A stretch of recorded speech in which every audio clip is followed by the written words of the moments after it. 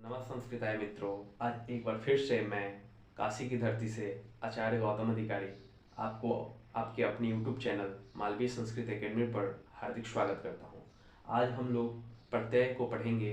प्रत्यय किसे कहते हैं, कितने भागों में बांटा गया है और मुख्य प्रत्यय को हम लोग पढ़ते हुए आगे बढ़ेंगे।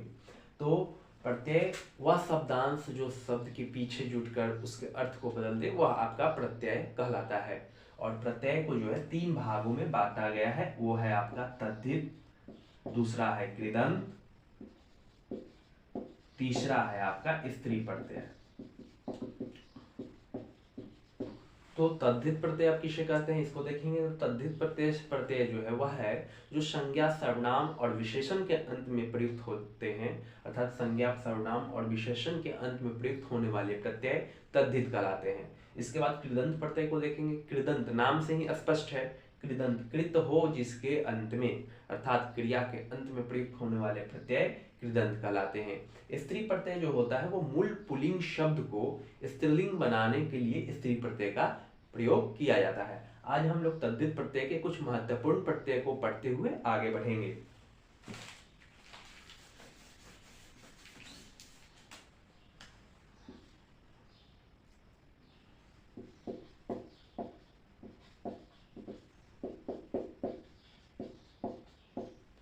तद्धित प्रत्यय में एक पहला प्रत्यय महत्वपूर्ण आता है, ये अन प्रत्यय। अन प्रत्यय यह जो है विसर्ग में बदल जाता है। इसमें होता क्या है कि संतान या उत्पत्ति के अर्थ में यह प्रत्यय प्रयोग में आता है।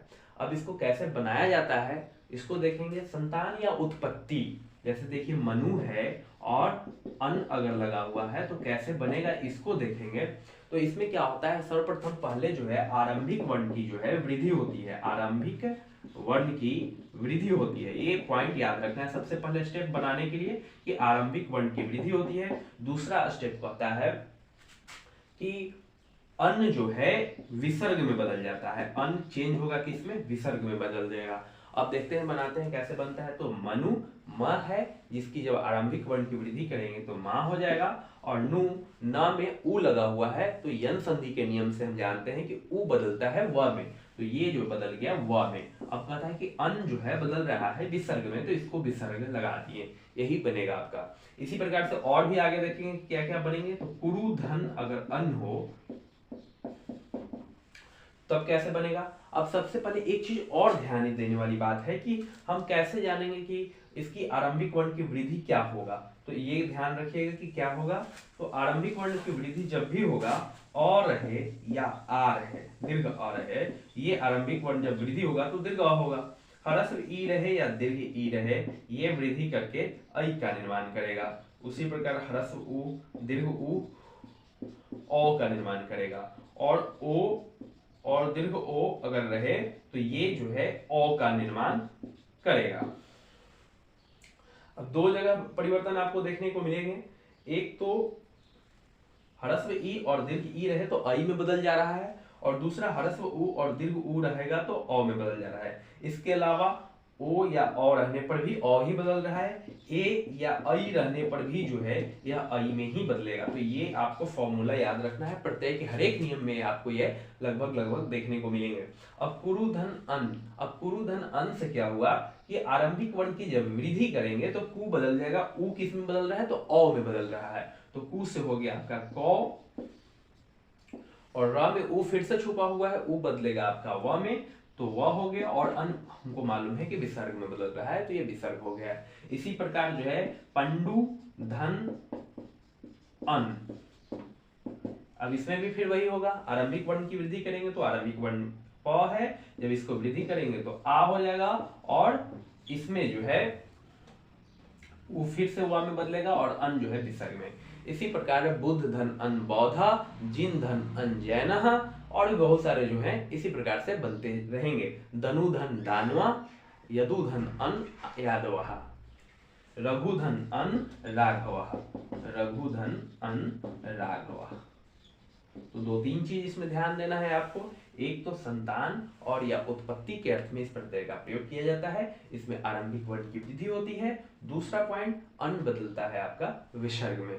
बाकी आप एग्जाम्पल देख सकते हैं। इसके अलावा और भी कुछ प्रश्न बनेंगे इसमें आपके एग्जाम के लिए काफी महत्वपूर्ण होता है, पूछ देता है आपको कि मानवा यह कौन सा इसमें प्रत्यय आया है। तो आपको याद रखना है कि एक जो है उत्पत्ति के अर्थ प्रकट कर रहा है कि मनुष्य जिनकी उत्पत्ति हुई वो मानव कहलाए। तो अन प्रत्यय में इतना ही था। आगे बढ़ते हैं नेक्स्ट प्रत्यय की ओर।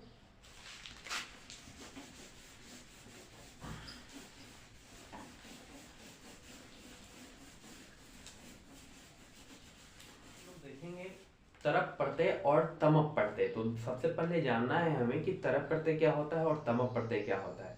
तो तरप प्रत्यय जो होता है दो वस्तुओं के बीच अगर तुलना की बात की जाए, दो वस्तुओं के बीच तुलना के अर्थ को अगर प्रकट किया जाए कि दोनों में कौन अधिक अच्छा है, श्रेष्ठ है, तो अब वहां पर जो है आपका तरप प्रत्यय का प्रयोग करना होता है। और वहीं अगर दो से अधिक वस्तुओं के बीच तुलना करने की बात अगर हो तो वहां पर हम लोग तमप प्रत्यय का प्रयोग करते हैं। तो तरप प्रत्यय में क्या होता है कि तरप प्रत्यय में प का लोप हो जाता है और यह बदलता है तरह, तरा और तरम में। ये महत्वपूर्ण होता है, याद रखिएगा कि तरप प्रत्यय बदलता है किसमें, तरह में, तरा में और तरम में। तो तरह जो होता है पुल्लिंग के लिए होता है, तरा स्त्रीलिंग के लिए होता है और तरम स्त्रीलिंग के लिए होता है। ठीक इसी प्रकार तमप बदलता है आपका तमह, तमा और तमम में। तो पुल्लिंग के लिए आपका हो गया तमा, स्त्रीलिंग के लिए तमा और स्त्रीलिंग के लिए तमम। अब बनाते हैं। तो दो वस्तुओं के बीच तुलना का अर्थ प्रकट करना हो तो तरप प्रत्यय, और दो से अधिक वस्तुओं के बीच में, यानी कि अगर लघुता की अगर बात की जाए तो लघुता अगर दो वस्तुओं के बीच अगर लघुता की बात की जाए कि दोनों में लघु कौन है तो वहां पर तरप प्रत्यय का प्रयोग करेंगे। या फिर अगर दो से अधिक वस्तुओं के बीच अगर आपका तुलना की बात की जाए तो वहां पर हम तमप प्रत्यय का प्रयोग करेंगे। तो देखते हैं कैसे बनाएंगे। तो लघु का लघु ही रह जाएगा और पुल्लिंग के साथ क्या जुट रहा है, तरह।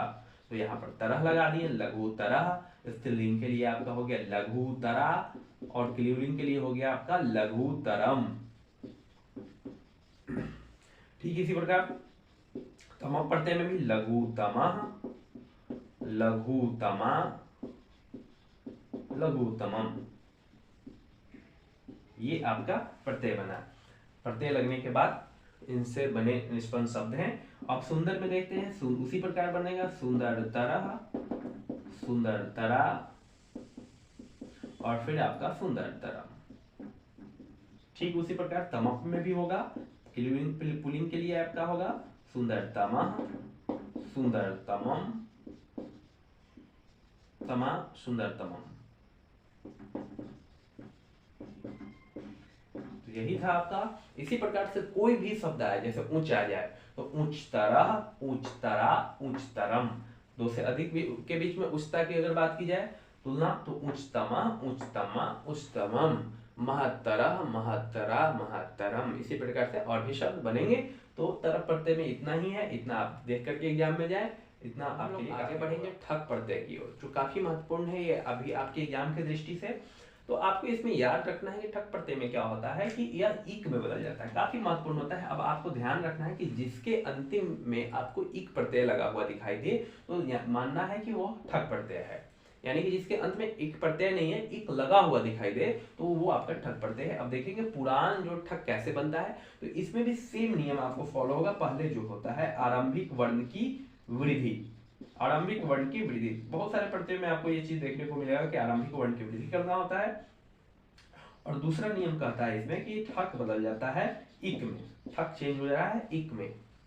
और विसर्ग का आगमन होता है। तीसरा होता है कि विसर्ग का आगमन होता है, विसर्ग का आगमन होता है।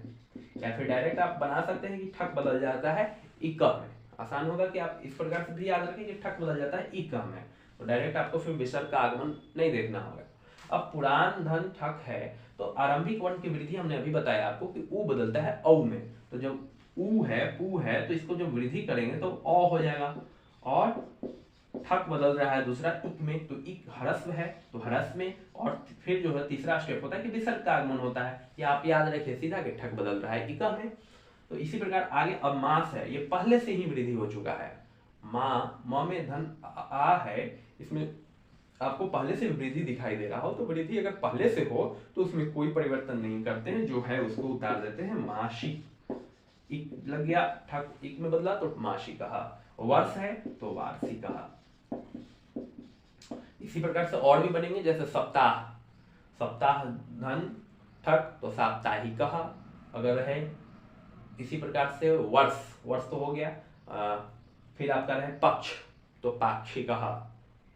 तो इसी प्रकार से ठक प्रत्यय बदलता है। आगे देखते हैं हम नए प्रत्यय की ओर बढ़ते हैं।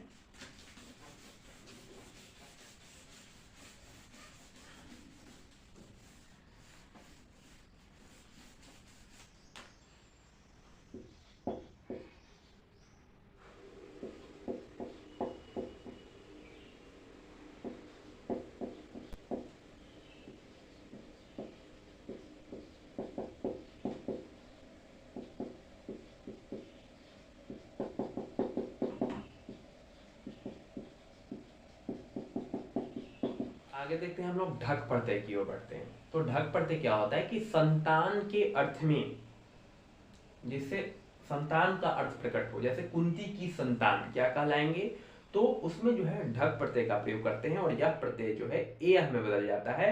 अब कैसे बदलता है ये देखेंगे। अब कुंती, अब इसमें भी क्या होता है कि आरंभिक वर्ण की वृद्धि करते हैं और दूसरा स्टेप क्या होता है, अंतिम वर्ण का लोप होता है। इसमें एक चीज बढ़ता है कि आपका अंतिम वर्ण का लोप होता है। तीसरा फिर आप स्टेप याद रख सकते हैं कि ढक बदलता है एया में, और चतुर्थ फिर होता है कि विसर्ग का आगमन होता है, या फिर डायरेक्ट आप याद रखें कि एया में बदल जाता है। अब देखते हैं आरंभिक वर्ण यहाँ पर आपका उ है, उ को जब वृद्धि करेंगे तो अ हो गया, और अंतिम में ई लगा हुआ है। देखिए अंतिम में दीर्घ ई है तो इसका कह रहा है कि लोप हो जाएगा, तो उसको छोड़ देना है आपको। अब तीसरा फिर स्टेप फॉलो करना है कि ढक बदल रहा है किसमें, तो एह में, तो ये आपका हो गया कौन्तेय। और इसी प्रकार राधा, राधा में फिर अंतिम में आ है तो अंतिम वाले को लोप कर देंगे। आरंभिक वर्ण पहले से ये वृद्धि हो चुका है तो इसमें कोई परिवर्तन करने की आवश्यकता नहीं है। अब जो है राधा धन ढक तो राधेय, अन्ना ढक आंजनेय। तो इसी प्रकार से और भी शब्द बनेंगे आपके, तो इसी प्रकार से आपके बनेंगे। तो आज की वीडियो में इतना ही, फिर हम मिलेंगे आपको अपने नए प्रत्यय की ओर बढ़ते हुए नए वीडियो में। तब तक के लिए नमस्कार, धन्यवाद।